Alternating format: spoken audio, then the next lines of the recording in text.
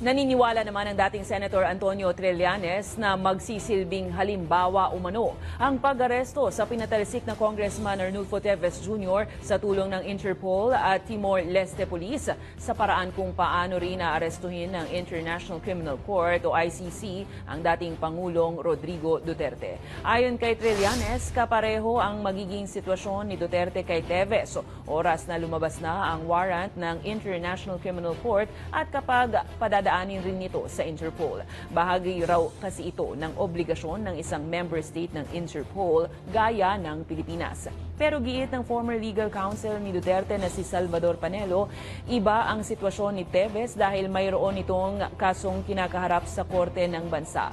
Paalala nito, hindi na miyembro ang Pinas ng ICC. Sa ngayon, patuloy pa rin ang ICC investigation ukol sa mahigit 6,000 kataong nasawi sa kasagsagan ng war on drugs ng Duterte administration.